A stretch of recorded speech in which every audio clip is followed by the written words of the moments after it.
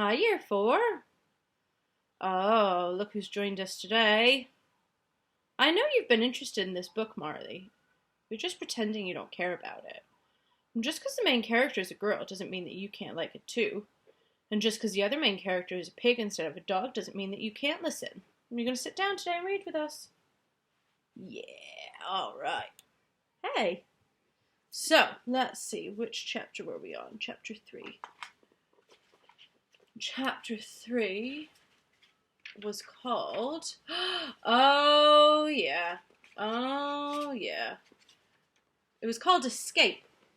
So, yeah, that's right. So, Fern had been told that she had to sell her pig. She was really sad about it, so she decided to sell it to her Uncle Homer, not Homer Simpson, to her Uncle Homer Arable. And when she did that, she got $6 for it, which I imagine would be quite a lot of money for a little girl at that time. But the next chapter is called Escape. The barn was very large. It was very old. It smelled of hay and it smelled of manure. It smelled of perspiration of tired horses and the wonderful sweet breath of patient cows. It often had a sort of peaceful smell, as though nothing bad could happen again in the world. It smelled of grain, and of harness dressing, and of axle grease, and rubber boots, and of new rope. And whenever the cat was given a fish head to eat, the barn would smell of fish. But mostly it smelled of hay, for there was always hay in the great loft up overhead. And there was always hay being pitched down for the cows and the horses and the sheep to eat.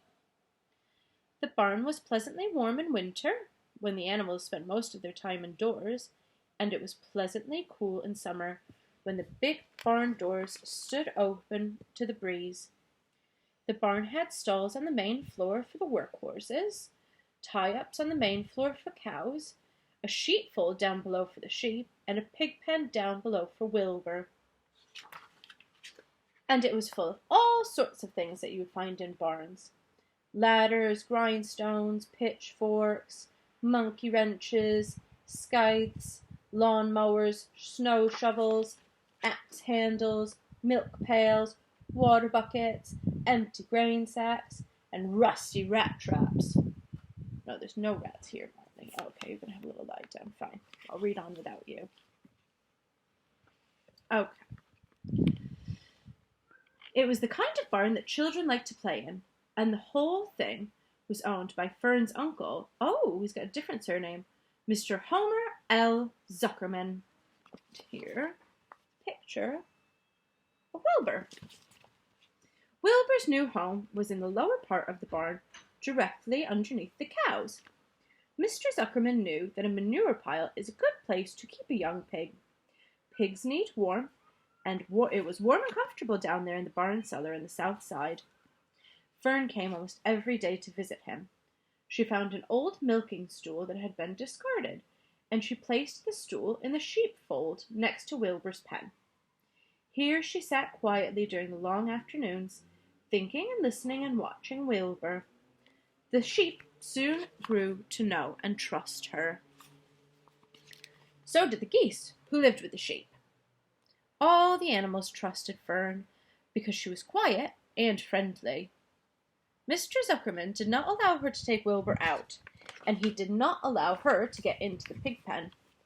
But he told Fern that she could sit on the stool and watch Wilbur as long as she wanted to. It made her happy just to be near the pig, and it made Wilbur happy to know that she was sitting there right outside his pen. But he had never had any fun. No walks, no rides, and no swims. One afternoon in June, when Wilbur was almost 2 months old, he wandered out into his small yard outside the barn. Fern had not arrived for her usual visit. Wilbur stood in the sun feeling lonely and bored. There's never anything to do around here, he thought. He walked slowly to his food trough and sniffed to see if anything had been overlooked at lunch. He found a small strip of potato skin and ate it. His back itched, so he leaned against the fence and rubbed against the boards. When he tired of this, he walked indoors, climbed onto the top of the manure pile, and sat down. He didn't feel like going to sleep. He didn't feel like digging. He was tired of standing still and tired of lying down. I'm less than 2 months old, and I'm already tired of living, he said. He walked out into the yard again. When I'm out here, he said, there's no place to go but in. And when I'm indoors, there's no place to go but out in the yard. Ooh, that feels a little bit like we've been stuck at home, and sometimes we might go out to our gardens or balconies and then realize that there's nothing to do. That's where you're wrong, my friend, said a voice. Wilbur looked through the fence and saw a goose standing there. You don't have to stay in that dirty little yard, said the goose, who talked rather fast. One of the boards is loose. Push on it, push on it, push on it, and come on out. What? Said Wilbur. Say it slower. At the risk of repeating myself, said the goose, I suggest you come out. It's wonderful out here. Did you say a board was loose? That I did, said the goose. Wilbur walked up to the fence and saw that the goose was right. One board was loose. He put his head down, shut his eyes, and pushed. The board gave way. In a minute he had squeezed through the fence and was standing in the long grass outside his yard. The goose chuckled. How does it feel to be free? She asked. I like it, said Wilbur. That is, I guess I like it. Actually, Wilbur felt quite strange to be outside of his fence, with nothing between him and the big wide world. Where do you think I had better go? Anywhere you like, said the goose. Go down through the orchard, root up the sod. Go down through the garden, dig up the radishes. Root up everything. Eat grass, look for corn. Look for oats, run all over. Skip and dance, jump and prance. Go down through the orchard and stroll in the wood. The world is a wonderful place when you're young. I can see that, replied Wilbur.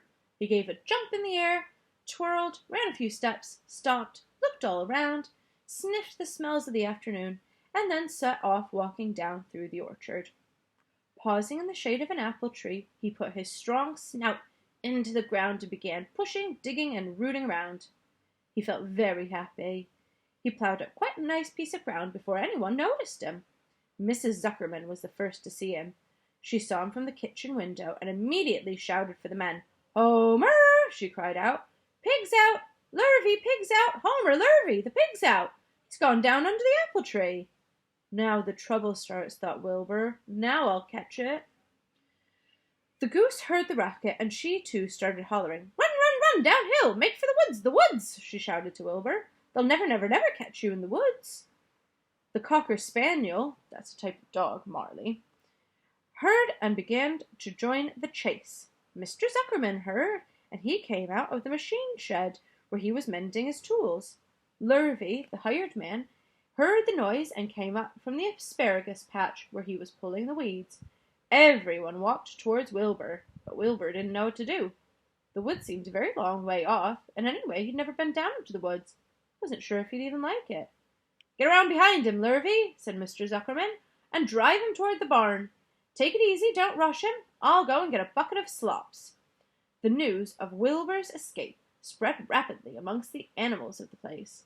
Whenever any creature broke loose on Zuckerman's farm, the event was of great interest to others. The goose shouted to the nearest cow that Wilbur was free, and then soon all the cows knew. Then one of the cows told the sheep, then all the sheep knew. The lambs learned it from their mothers. The horses in their stalls in the barn pricked up their ears when they heard the goose hollering. Soon all the horses had caught on as to what's happening. Wilbur's out, they said. Every animal stirred and lifted its head, and became excited to know that one of his friends had got free and was no longer penned up or tied up fast. Wilbur didn't know what to do or which way to run. It seemed as though everyone was after him. If this is what it's like to be free, he thought, I think I'd rather be penned up in my yard. Now the cocker spaniel was sneaking up to him from one side. Lurvy, the hired man, was sneaking up on him from the other side. Mr. Zuckerman now stood ready to head him off if he started for the garden, and Mrs. Zuckerman stood ready to head him off if he started for the garden, and Mr. Zuckerman was coming down towards him, carrying a pail. This is really awful, cried Wilbur. Why hasn't Fern come? He began to cry. Sometimes it feels like that when you've done the wrong thing, doesn't it? You feel a bit trapped and you don't know what to do. You know you've done something wrong, but you feel like everybody's coming after you and actually makes it worse. The goose took command and began to give orders. Don't just stand there, Wilbur. Dodge around, cried the goose. Skip around, run towards me, slip in and out, in and out, in and out. Make for the woods, twist and turn. The cocker spaniel sprang for Wilbur's hind leg. Wilbur jumped and ran.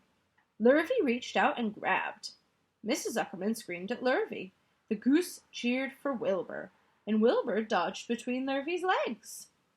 Lurvy missed Wilbur and grabbed the cocker spaniel instead. Nicely done, cried the goose. Try it again.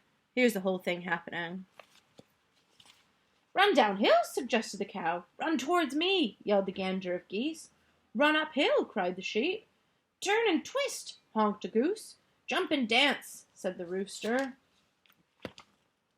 Look out for Lurvy, called the cows. Watch out for Zuckerman, yelled the gander. Watch out for the dog, cried the sheep. Listen to me, screamed the goose. Poor Wilbur was dazed and frightened by the hullabaloo. He didn't like being the center of all this fuss.